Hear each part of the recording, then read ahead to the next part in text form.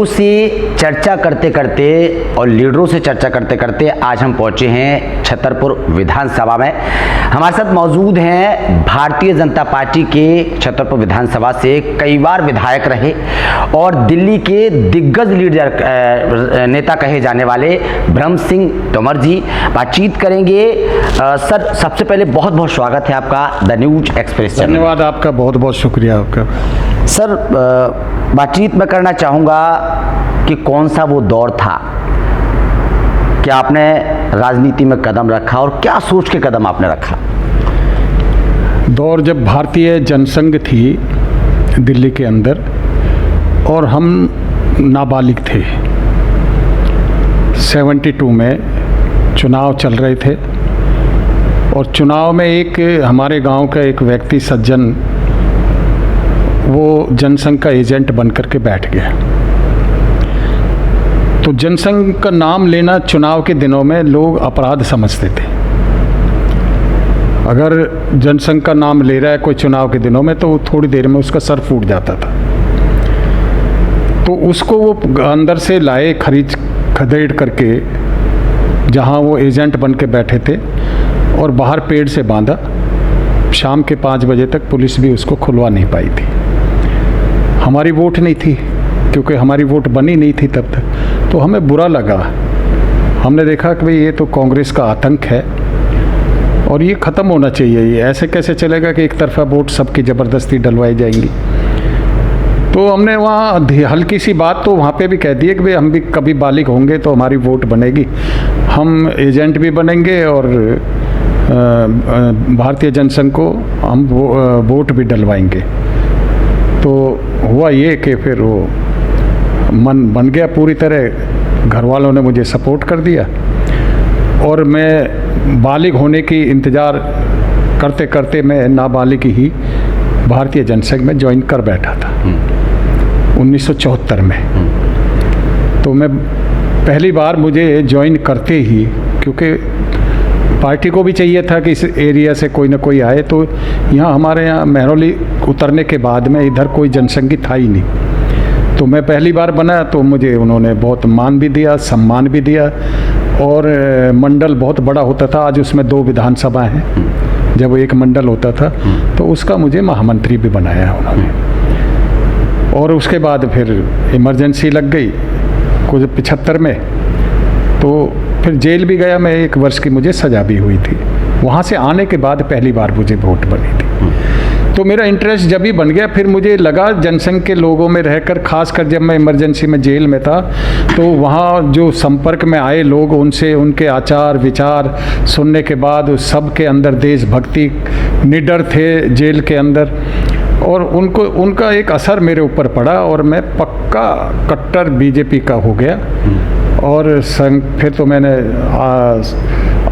संघ में तो खैर मैं पहले भी जाता था ज्वाइन करने से पहले ही। और फिर मैंने ओटीसी भी की जा करके कुरुक्षेत्र में जेल से आने के बाद। चुनाव भी लड़ा। अच्छा, चुनाव लड़ने की भी एक बड़ी मज़ेदार बात है। मन में ये था कि यहाँ से जो कांग्रेसी था जो ज़्यादा बोल रहा था उस समय, तो मैंने उसको चैलेंज कर दिया था कि ये तुम्हारी लास्ट है जो अभी मेंबर हो। आप यहाँ से जब नेक्स्ट आएगा तो तुम्हारी जगह मैं यहाँ से काउंसलर हूँगा। मैंने उनको चैलेंज दे दिया। उन्होंने स्वीकार कर लिया। उन्होंने कहा तुम होंगे कि हाँ, कह जा देखेंगे। तो फिर मैं ये सोच के भी लड़ता रहा। और जब जनता पार्टी बनी और सारी पार्टियाँ उसमें विलय हो गई तो मेरे लिए और आसान हो गया था। जब मेरे लिए आसान हो गया तो मैं अपने आप को पक्का कैंडिडेट समझ करके चुनाव में मेहनत करने लगा। पहले लोकसभा के चुनाव हुए थे, बाद में उसके कॉरपोरेशन के और मेट्रोपॉलिटन थी उसके हुए। तो वो चुनाव होने के बाद में तो मेरा टिकट कट गया था। वो जो कांग्रेस से कुछ लोग आए थे जैसे चौधरी ब्रह्म प्रकाश, किशोरी लाल, तो उस कैंडिडेट का उनसे दोस्ती थी तो उनसे मिल मिला के मेरा टिकट कट गया। लेकिन पार्टी को ये पता था कि मैं अवश्य जीत जाऊंगा। तो कुछ पार्टी का भी मुझे इशारा हो गया कि अगर इंडिपेंडेंट जीत सकते हो तो लड़ सकते हो। मेरा मन ही था तो मैं लड़ा इंडिपेंडेंट। और मज़ेदार बात यह है कि उस समय सब कैंडिडेट जितने सामने लड़ रहे थे सबकी जमानतें जब्त हुई थी। तो बहुत आनंद आया। फिर उसी हौसले के साथ इस क्षेत्र में काम किए। मतलब पहली बार निगम पार्षद आप जब बने, निर्दलीय बने? निर्दलीय बने 1977 में, लेकिन पार्टी की बैक थी और मैं भी पार्टी से अलग नहीं मानता था अपने आप को, तो मैं पार्टी का ही कैंडिडेट समझ करके रहा पार्टी के अंदर साथ ही। मतलब शुरू से ही संगठन की जो विचारधारा है उसको आप लेके चले और संगठन से जो संदेश आया उसको आपने निभाया। देखिए, हाँ बिल्कुल, मेरे दिमाग और दिल पे जो असर हुआ ये देख करके कि जो कांग्रेसी किसी का कोई भी बूथ अपहरण कर लेते थे, कुछ भी कर लेते थे और भारतीय जनसंघ को दिल्ली में उभरने नहीं दे रहे थे, तो वो कारण कांग्रेस से नफरत होती चली गई। और संघ में जब आया मैं और भारतीय जनसंघ में जब जुड़ा, उसके बाद फिर जनता पार्टी बनी, तो उनके आचार विचार सुन करके फिर मैं पक्का हो गया और आज तक मेरे दिमाग से, दिल से वो बात नहीं निकलती। इसलिए मैं उस पार्टी को कभी न छोड़ी है आज तक और न कभी छोड़ूंगा। तो सर, जब आप राजनीति में आए तो आपने किस तरीके से सोचा कि समाज में किस तरीके से मुझे काम करना चाहिए? लोगों का प्यार कैसे आपको मिला? क्योंकि आपने बताया कि उस समय मैं नाबालिग भी था। हाँ, देखो, एक घटना ऐसी थी कि जब मैं यंग तो था ही, जब मैं चुनाव पहले लड़ा, 21 साल की उम्र थी मेरी, तो पहले बालिग भी 21 साल की आयु में ही होते थे जब मैं चुनाव लड़ा। तो मन में एक ये ऐसा आया कि शायद हमारे क्षेत्र में मेरे से कम काम हो पा रहे हैं और इसका असर क्या हो सकता है। तो मेरे एक और साथी थे, वो मेरे से 2-4 साल बड़े होंगे, तो उन्होंने कहा, यार ये अफसर जो है ना, ये कम उम्र सोचते हुए मेरा भी और तुम्हारा भी अवॉइड कर रहे हैं। तो हमने कहा ठीक है, बाजू चढ़ाई। फिर हमने दब के अफसरों से जो काम लिया, किसी का नहीं होता था, चेयरमैन का भी हमारा काम होता था। अफसरों को प्यार से भी, धमका के भी जब काम लेना शुरू किया तो काम होने लगे। लोग हमसे सीनियर जो मेंबर थे उनको भूल के फिर सब लोग हमारे साथ लग गए। फिर हमने दिल से भी काम किया। कारण क्या है कि जीतने के तुरंत बाद, मेरे पिताजी साधारण किसान थे और उन्होंने जीतने के तुरंत बाद ही मुझे बुला के ये कहा, जब 2-4 दिन धन्यवाद के होते हैं उसके बाद फुर्सत मिली, तो उन्होंने कहा कि भाई बात सुन, मेरे पास बैठ 2 मिनट। मैं बैठा कि बहुत छोटी आयु में आप पे लोगों ने बहुत बड़ा विश्वास किया है। एक तो ये विश्वास मत टूट देना, ये टूट ना जाए विश्वास। और दूसरा, जब घर से निकलते हो तो हाथ यूँ नहीं होना चाहिए। तुम्हारे अगर बस की है तो हाथ यूँ तो रख लेना, लेकिन यूँ मत करना। तो ये 2 बातों का जो असर दिमाग में पड़ा वो आज तक हट ही नहीं सकता। और आज तक मैंने ये कलंक, इतने दिन 50 वर्ष होने जा रहे हैं मुझे राजनीति में, क्योंकि उससे पहले जेल में भी रहा, 1 साल की सज़ा भी हुई थी। गुजरात के चुनाव में भी गए थे जब जनता मोर्चा बना था, वहाँ से आने के बाद में इमरजेंसी लगी, जेल में रहा और उसके बाद में चुनाव भी लड़े आज तक सारे। तो ये बात दिमाग से नहीं निकली, इसीलिए मैं आज तक मेरे ऊपर कोई उंगली नहीं उठाने वाला कोई पैदा हुआ कि यहाँ मैंने कहीं भ्रष्टाचार किया होगा। 2 बार निगम पार्षद आप रहे, उसके बाद फिर विधायक का पड़ाव कैसे आपने? नहीं, वो नेचुरल था कि इस क्षेत्र में सबसे पार्टी को भी यही लगता था कि और कोई दूसरा इतना अभी ऐसा है नहीं, और मैं पूरा समय दे करके पार्टी का काम करता था।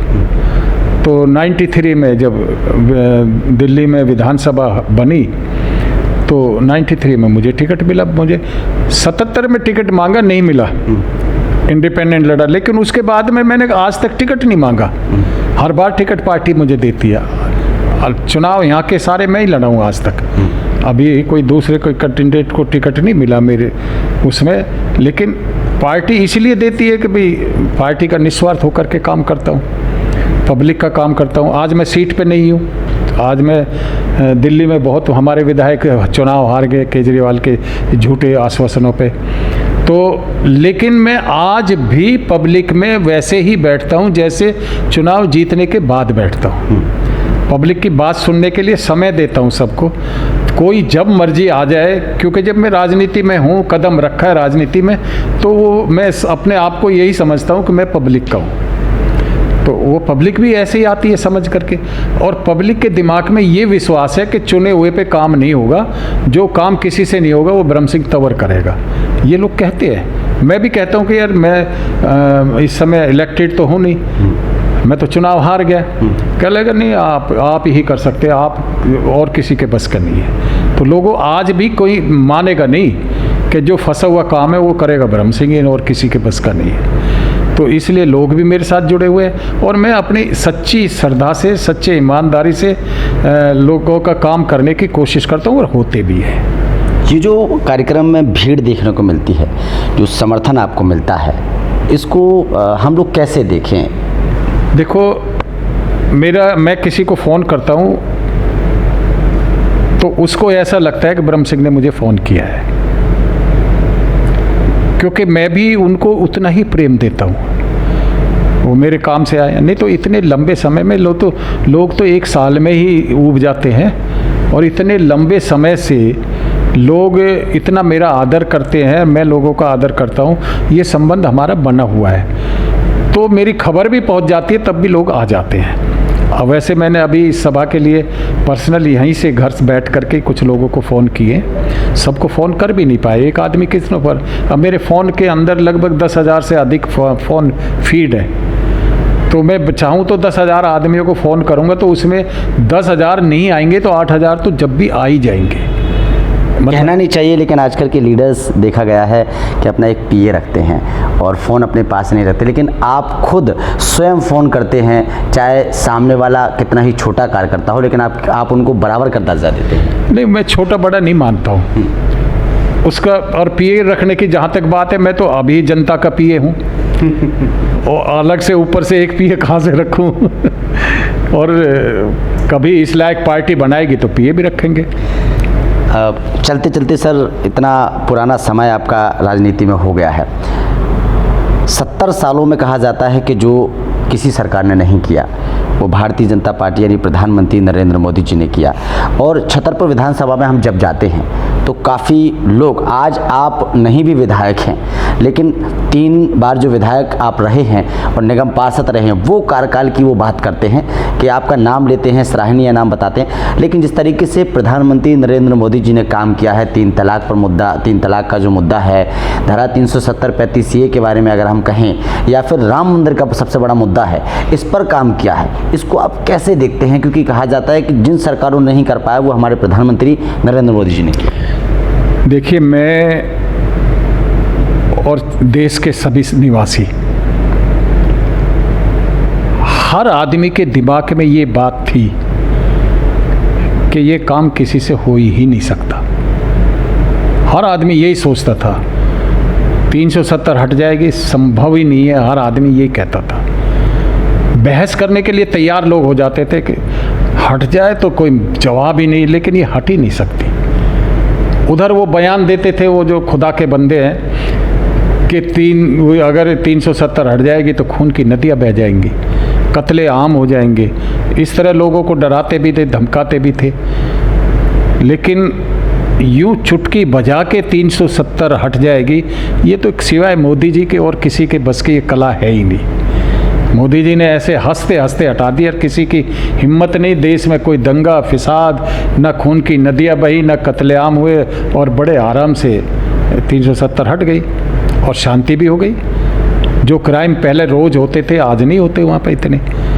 जिन मुस्लिम महिलाओं को और सरकारों ने वो खुशियाँ नहीं दे पाई, प्रधानमंत्री नरेंद्र मोदी जी ने दी हैं 3 तलाक को लेकर, क्योंकि कहा जाता था कि फ़ोन पर ही छोटी सी लड़ाई अगर हो रही है पति पत्नी में, तो फ़ोन पर ही 3 बार तलाक बोलने पर तलाक हो जाता था। लेकिन अब जो कानून प्रधानमंत्री नरेंद्र मोदी जी ने बनाया है, इसको कैसे आप देखो? वो हमारी मुस्लिम बहनें हैं, उनके सर पे ये हमेशा 24 घंटे तलवार लटकी रहती थी। और अगर मोदी जी भेदभाव करते तो 3 तलाक हटाते ही नहीं। वो तो चाहते अच्छा इनमें रोज रहे, ये कलेश ही रहे। लेकिन उन बहनों का सम्मान मोदी जी ने किया है, ये कोई कम बात नहीं है। ये भगवान के अवतार ही बन कर के धरती पे उतर कर काम करने वाले बन कर के उन्होंने, मोदी जी ने ये काम किया है। उन बहनों पे इतना बड़ा उपकार किया है, और जो समझदार महिलाएं हैं वहाँ पे मुस्लिम में, वो इस एहसान को मानती भी होंगी, क्योंकि उनके ऊपर से ये बहुत बड़ा संकट हटा है। अगर मान लिया नशे में ही कह दिया तो तीन तलाक, वैसे ही कह दिया खाना अच्छा नहीं बना तो 3 तलाक, कोई वजह नहीं है और उन्होंने 3 तलाक कह करके अपने आप को संबंध विच्छेद कर लिए। तो ये सारी जो थी उनसे संकट जो हटा है उनके सर से, ये बहुत बड़ी बात है, ये बहुत बड़ा वरदान है उनके लिए। आपने धारा 370-35A के लिए प्रधानमंत्री नरेंद्र मोदी जी को सराहनीय काम बताया है और 3 तलाक को लेकर, लेकिन फिर भी विपक्षी पार्टियां खुश नहीं हैं। उनको फिर भी क्यों, विपक्षी पार्टियां, विपक्षी लोगों को क्यों फिर भी बुरा लगता है कि ये काम फिर भी अच्छा नहीं किया? नहीं, वो विपक्ष की पार्टी का तो ये है कि जो मोदी जी काम करेंगे, अच्छा काम करेंगे, वो तो उसके खिलाफ शोर मचाएंगे और मचा भी रहे हैं, क्योंकि उनकी रोटी, उनका तंदूर बंद हो रहा है उनका जो तंदूर है वो बंद हो रहा है। मोदी जी के काम करे जा रहे हैं और काम होते जा रहे हैं, जिनके बारे में ना सोचा जाए वो काम होते जा रहे हैं। सर पकड़ के तो घर पे जाके वो भी रोते होंगे, ये असंभव काम इसने कर कैसे दिया, और फिर इतनी हिम्मत नहीं जुटा पा रहे कि उस काम के विरोध में आकर खड़े होकर के बोले। देखो 370 हटी, कोई बोला? चुटकी बजा के कर दिया, उंगली उठा के कहा सदन के अंदर। ये तीन तलाक हटा, कोई बोला? किसी की इतनी हिम्मत नहीं हुई। उन्हें पता है कि सारी महिलाएं छोड़ करके बीजेपी में ना आ जाए, लेकिन उन्होंने निस्वार्थ किया। ऊपर जो बैठे हैं, शक्ति जो हमारे यहाँ बैठी है, भगवान जो बैठे हैं, रिजल्ट उन्होंने देना है। कृष्ण जी ने कहा था ना, तुम कर्म करो, बस फल तो मैं दूंगा। लेकिन विपक्षी पार्टियां जो बोलती हैं अपने संबोधन में, विपक्षी लोग भी ये बोलते हैं कि भारतीय जनता पार्टी मुस्लिम विरोधी पार्टी है। क्या लगता है आपको? अगर वो तो ये बोलेंगे उनको इकट्ठा करने के लिए। क्या भारतीय जनता पार्टी में मुस्लिम नहीं है? अब से पहले सिकंदर बख्श जी रहे हैं, आरिफ बेग जी रहे हैं, कितना सम्मान था उनका पार्टी में। आज शाहनवाज हुसैन जी हैं, नकवी जी हैं, और छोटे कार्यकर्ता भी हैं, बड़े कार्यकर्ता भी हैं, वो सब खुश हैं, किसी को कोई ऐतराज़ नहीं है। वो चाहे, मुझे एक बार महरौली में औलिया मस्जिद पे कुछ मुस्लिम इकट्ठे हुए थे, क्योंकि मैं तो सबके लिए काम करता था। मदरसे में ट्यूबवेल नहीं है तो ट्यूबवेल लगा दी, बच्चे को प्यास पानी मिलना चाहिए। खुश होते थे वो, भाई ब्रह्म सिंह हमारे काम करता है। तो मदरसा कहीं टूटा फूटा हुआ है, वो कलेक्शन कर रहे, भाई लो मेरे से भी ले जाओ, उसमें और ज़्यादा खुश होते थे। तो वो ये समझते थे कि ब्रह्म सिंह बीजेपी से हटके हमारे लिए काम करता है। मैं उनको ये समझाता था कि बीजेपी मुझे मना नहीं करती कि मैं आपके काम करूं, तुम ही लाइन बना रहे हो, बीजेपी लाइन नहीं बना रही। तुम बीजेपी में आओ, बीजेपी तैयार बैठी है तुम्हें पार्टी में लेने के लिए, लेकिन अगर तुम फैसला बनाओगे तो बीजेपी ने दूसरे की तो वोट लेनी है ना।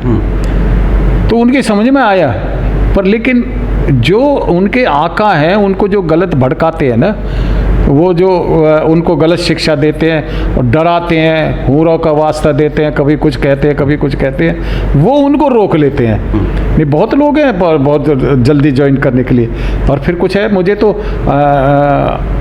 इस चुनाव, पिछले चुनाव को छोड़ करके पहले मुस्लिम वोट भी देते थे, पर पिछले चुनाव में क्या हुआ कि केजरीवाल ने भी बहुत बड़ा जहर घोला है लोगों के दिमाग में। ये केजरीवाल तो एक अभिशाप आया है बन करके, ये दिल्ली के लिए कलंक आया है। ये माथे पे लाल टीका लगाना चाहिए, ये काला टीका बन करके दिल्ली के लिए आया है। इसने तो दिल्ली का सत्यानाश करना था और कर रहा है, तो ये तो करता रहेगा, लेकिन लोगों को इसने गुमराह भी किया। और काम का क्या कर दिया इसने? कोई मुसलमान मुझे ये बता। और ये स्वास्थ्य और शिक्षा मॉडल की जो बात करते हैं, स्वास्थ्य शिक्षा पे भी, अब आप एक बात बताइए, केंद्र सरकार ने देश के लोगों को आयुष्मान योजना दी। हर गरीब को, वो कहीं भी रहता है, हर गरीब को किसी भी स्टेट में रहता है, और वो भारत के किसी भी स्टेट में जाकर के बीमार हो जाए, उसको 5 लाख रुपया उस हॉस्पिटल में पहुंच जाएंगे, कहीं भी रहे। लेकिन दुर्भाग्य ये है कि वो आयुष्मान योजना को करेगी स्टेट ही लागू। अब दिल्ली में केजरीवाल ने दिल्ली सरकार ने लागू करनी थी, लेकिन उसने वो आयुष्मान योजना यहाँ लागू नहीं की ताकि गरीबों को ये 5 लाख रुपए का फ़ायदा ना मिल जाए। आवास योजना पे गरीब घर बना रहा है उसे 4 लाख रुपए फ्री मिलते सरकार की तरफ से। तो केंद्र सरकार की योजना क्यों ये आवास योजना भी इसने रोक दी। ये दोनों बिल इसने यहाँ पे पास नहीं होने दिए, नहीं तो एक गरीब को 9 लाख रुपए तो मिलता, 5 लाख तो इलाज का फ्री, 4 लाख घर बनाने के लिए फ्री। तो अगर एक गरीब को 9 लाख रुपए मिल रहा था तो केजरीवाल की जेब से क्या जा रहा था, दे तो केंद्र रहा था, लेकिन दोनों योजना इसने दिल्ली में लागू नहीं की। किस चीज़ का इनको डर सताता है इससे? नहीं, उसको ये डर सताता है कि ये योजना देंगे तो लोगों को पता चलेगा कि केंद्र की तरफ से आ रहा है, लेकिन लोगों को ये भी पता है कि केंद्र से हमें ये सुविधा मिलनी थी और ये केजरीवाल रोक रहा है उसको, ये भी है। अब ये फूटेंगे भंडा धीरे धीरे धीरे धीरे, और जो ये कुकर्म करते जा रहे हैं। और कोरोना महामारी का जो खुलासा हुआ है, शीश महल की बात सामने आ रही है और लगातार आप लोग भी कार्यक्रम कर रहे हैं, तो कैसे देखते हैं 45 करोड़ लोग जब सुन रहे हैं तो अचंभों में आ रहे हैं कि 45 करोड़ एक घर के डिज़ाइन को बनाने में, उसकी लोकेशन को बदलने में कैसे खर्च हो सकता है? 45 करोड़ तो केवल सजावट में लगाए हैं, घर की सजावट करने में, लेकिन खर्च तो टोटल इसका 170 से करोड़ से भी ज़्यादा हुआ है उस घर पे। ऐसा क्या लगाया सर? ऐसा दुनिया की सेलेक्टेड चीज़ें ला करके, जैसे पर्दे है, उससे महंगे पर्दे हो ही नहीं सकते, वो पर्दे लगाए हैं। पत्थर है, यहाँ का इंडिया का पत्थर पसंद नहीं आया, बाहर से ला करके पत्थर लगाया है तो नीचे फर्श के लिए। हर चीज़ उसने, चाहे फर्नीचर है, जो मर्जी है। सुना इतने कमरे हैं खाली पड़े रहते हैं, कुछ दिनों में उनमें जाले लगने शुरू हो जाएंगे, कोई इतनी सफाई है यार, इतने नौकर उसमें कर रखे हैं। तो पैसा तो इसमें लगभग 250 करोड़ खर्च हुआ है, लेकिन 45 करोड़ तो केवल उसकी सजावट में हुआ है। अब जैसे स्विमिंग पूल है जिसमें नहाना है, अरे मुख्यमंत्री को इतनी फुर्सत कहाँ मिल जाएगी कि वो स्विमिंग पूल में लेट करके नहाएगा, बात करेगा। दिल्ली की जनता को पानी नहीं मिल रहा सर, इसलिए पानी नहीं मिला। मेरे ख्याल में 75,000 करोड़ घाटे में जा रहा है जल बोर्ड, लगभग 75,000 करोड़ है, और ये पानी फ्री बांट रहा है, और फ्री बांट नहीं रहा है, कब लोगों को पानी मिल ही नहीं रहा है। तो क्या दिल्ली की जनता इससे जागरूक हो रही है? नहीं, जागरूक तो हो रही है, पर वो टाइम पे फिर लालच में आ जाते हैं, कुछ ना कुछ ये लालच दे देते हैं। मैं तो वोटरों से, ये आपके माध्यम से मैं उनसे निवेदन करता हूँ कि अपने भविष्य को पहचानो, कौन तुम्हारे हित में, कौन गैर हित में है। ये थोड़े से लालच के पीछे ये 5 साल गाली देते रहते हैं, और 6ठे साल चुनाव में, 5वें साल में जब चुनाव आते हैं, ये कोई ना कोई ऐसी बात बोल देता है और फिर उसके विश्वास करके उसके पीछे चल पड़ते हैं। तो जब तक ये संकट नहीं होगा, ख़त्म नहीं होगा। और एक बल्कि मैं ये भी चाहता हूँ कि ये जो आधार कार्ड के आधार पर अगर ये वोट बन जाए तो बहुत जो फर्जी वोटें हैं वो भी इधर उधर जो बिकती है वो पड़नी बंद हो जाएंगे। अब कितने लोग ऐसे हैं कि वो सरपंच के चुनाव में वहाँ अपनी स्टेट में जाएंगे वोट डालने के लिए, और जब दिल्ली में चुनाव होगा तो अपनी रोटी सेकेंगे वहाँ पे। तो ये भी गलत है, और मैं तो चाहता हूँ ये ऐसा हो। और मैं एक बात और चाहता हूँ आपके कहने से, कि आज वर्ल्ड में सबसे ज़्यादा आबादी वाला क्षेत्र हमारे हिंदुस्तान है। चाइना को भी हम पार कर चुके हैं। ज़मीन है, रबड़ नहीं है, बढ़ेगी नहीं। ज़मीन ऊपर तो उठेगी, ऊपर 20-20, 30, 50-50 मंजिल के मकान बना लो, लेकिन ज़मीन बराबर में नहीं फैलेगी। तो कहीं तो इसको रोकना पड़ेगा। तो मैं आपके इस वीडियो के माध्यम से प्रधानमंत्री जी को ये रिक्वेस्ट करना चाहता हूँ कि इस पे ज़रूर असर हो, ताकि आबादी का काम और ये हो जाए, आबादी नियंत्रण का काम हो जाए, तो इसमें बहुत फ़र्क पड़ेगा। जैसे चाइना ने नियंत्रण करके बहुत कंट्रोल कर लिया है, ऐसे ही भारतवर्ष को भी आबादी के बारे में ज़रूर सोचना पड़ेगा। इतनी लंबी चर्चा होने के बाद सर, एक अंतिम सवाल आपसे मैं पूछूंगा। लोकसभा चुनाव की तैयारी चलने लगी है और तमाम विपक्षी पार्टियां जोरों शोरों से लगी हुई हैं प्रधानमंत्री नरेंद्र मोदी जी को हराने के लिए। सभी पार्टियां इकट्ठी हो गई हैं और सभी पार्टियों के जो लीडर हैं उन सभी लीडरों का ये सपना है कि मैं पीएम बनूं, मैं पीएम बनूं, मैं पीएम बनूं। एकजुट तो हो रहे हैं प्रधानमंत्री नरेंद्र मोदी जी को हराने के लिए। क्या लगता है, तमाम कामों के बारे में बातचीत की है देश में प्रधानमंत्री नरेंद्र मोदी जी ने काम किया है, आगामी लोकसभा चुनाव में क्या ये हरा पाएंगे पीएम जी? अरे वो तो सपना देखते रह जाएंगे, ये तो संभव हो ही नहीं सकता। देश की जनता मोदी जी को नकार ही नहीं सकती। जो काम आज तक मोदी जी ने किया पहले किसी ने किया ही नहीं। लोग की भाषा अगर आप सुने तो लोग यहाँ तक कहते हैं अगर ये शुरू में ये परिवार ना होता, नेहरू ना होता, तो शायद आज देश की ये हालत ना होती। लोग ये कहते हैं दबे स्वर में। ये बड़ी मुश्किल से देश को मोदी जैसा एक प्रधानमंत्री मिला है जिसने स्टार्टिंग में ओथ लेने से पहले सौगंध खाई थी, ना खाऊंगा ना खाने दूंगा। ये साबित कर दिया उन्होंने। वो कुछ अपने लिए क्या कर रहे हैं, कुछ भी नहीं। ना करप्शन हो रहा है वहाँ, तो पहले तो सरकारें बनती थी, गबन आ जाया करते थे।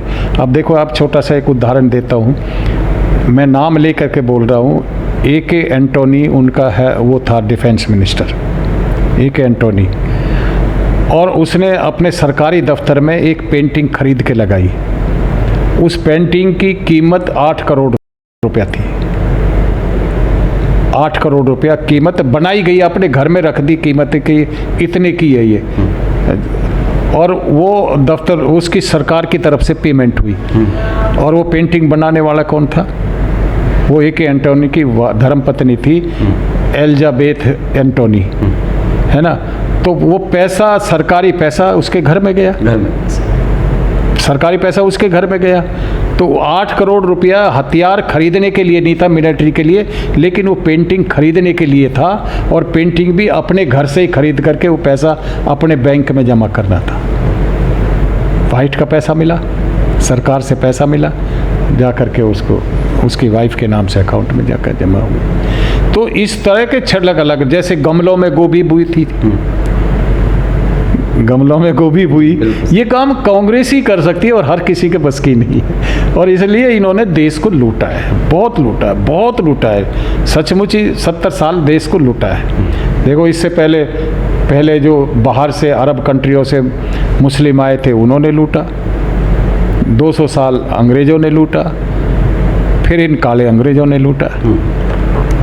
अब देश लूटने से बच रहा है, देश तरक्की कर रहा है, देश कर्ज से मुक्त हो रहा है। समझदार जनता जान रही है, समझदार जनता जानती है, और समझदार जनता ध्यान देती है। वो कई बार ये तो सोच लेती है चलो स्टेट में कोई आ जाए, लेकिन केंद्र में मोदी जी ही आएंगे, क्योंकि उन्हें ये पता है कि हमारे देश को वो ही आगे ले जा सकते हैं, हर किसी के बस की नहीं है। जहाँ कभी हमारा देश का नंबर बहुत नीचे आता था जब सूची बनती थी, अब हमारा टॉप में आता है, नंबर 2 से 3 नंबर पे आता है। और जो विरोधी लोग जोर शोर लगा रहे हैं उनका क्या होने वाला है? वो ऐसे ही भौंकते रह जाएंगे और यूँ ही चले जाएंगे। चलिए, बहुत बहुत शुक्रिया आपका सर। तो हमारे साथ जुड़े हुए थे पूर्व विधायक ब्रह्म सिंह तंवर जी, और तमाम मुद्दों पर बातचीत की है, जीवन परिचय भी हमने चर्चा की। उन्होंने ये बताया है कि जब मैं नाबालिग था तब से मैंने राजनीति में कदम रखा। मेरा एक जोश था, जुनून था कि मुझे समाज में काम करना है, समाज में करके दिखाना है कि किन किन मुद्दों पर काम नहीं हो रहा है। उन्होंने ये एक बात और साफ की है कि कई अधिकारियों से तो हमने ऐसे काम कराया है जो लोग काम नहीं करते थे, उनको कहीं ना कहीं दबाव बनाकर काम कराया, क्योंकि समाज में काम करना था और जनता को काम करके दिखाना था। लगातार 2 बार निगम पार्षद रहे और उसके बाद 3 बार विधायक रहे, और अब कहीं ना कहीं छतरपुर विधानसभा की जनता, यहाँ तक कि पूरी दिल्ली की जनता ब्रह्म सिंह तंवर जी को बहुत प्यार करती है, मानती है, और आगामी जब भी चुनाव आता है तो एक उम्मीद रहती है, समर्थन करती है कि आने वाले समय में विधायक के पद पे, या अब आने वाले समय में लोकसभा का चुनाव होने वाला है, अगर ब्रह्म सिंह तंवर जी को टिकट मिलता है तो कहीं ना कहीं क्षेत्र की जनता जनता, दिल्ली की जनता ब्रह्म सिंह तोमर जी को लोकसभा चुनाव में भी मौका देगी।